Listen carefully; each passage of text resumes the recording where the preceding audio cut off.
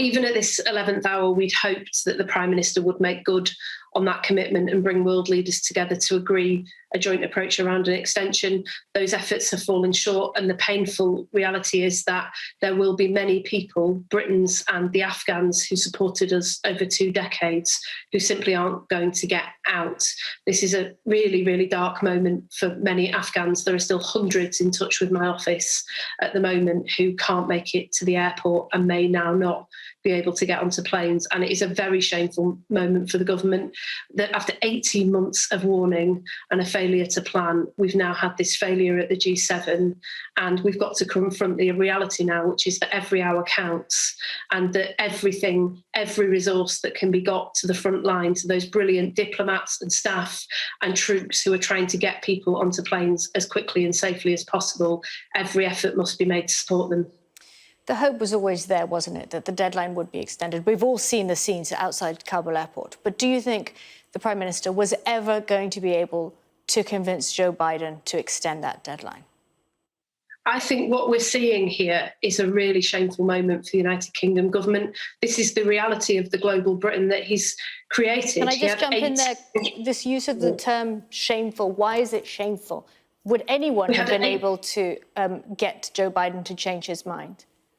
We've known since Joe Biden stood for election that he was going to uphold the commitment made by President Trump to withdraw troops. We knew that that would make the UK's position in Afghanistan militarily unsustainable. Other countries put in place measures to evacuate. France, for example, was starting this process back in May. We haven't done it. We made promises to those Afghans who supported us, and many of them, as the Defence Secretary acknowledged, will now be left behind. We should have been in a position to bring those world leaders together to try to convene some kind of agreement. France and Germany both felt it was important to try to persuade the Taliban to extend, and yet the G7 has been unable to reach that agreement. And the reality for many, many Afghans and for Britain and for our reputation around the world is very stark indeed. We've got to show in the coming days that we are serious, that when we said we were withdrawing troops but not walking away from the people of Afghanistan,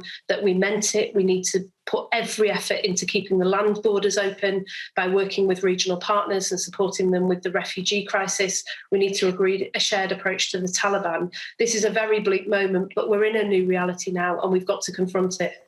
How do we confront it? The Prime Minister is saying today that they've agreed on a joint approach for the evacuation and indeed a roadmap for engaging with the Taliban.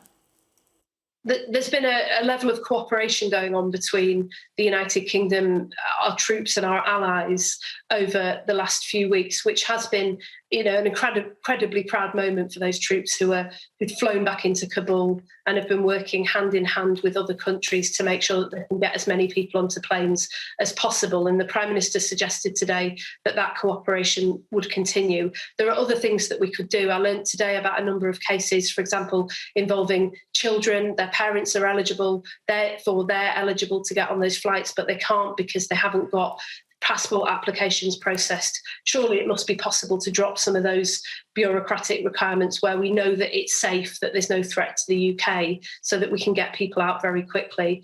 And then we need to agree a shared approach. The Prime Minister hinted, for example, at the leverage that we have in relation to the Taliban and protecting those gains that we've fought for over the last 20 years. The G7 represents a third of the world's economy. There are billions of dollars in assets that were held by the Afghan government in Western bank accounts, 9 billion of them in the US alone. We ought to be using that leverage in order to uphold human rights and support those people who will be left behind and are very, very worried about what the future holds right now.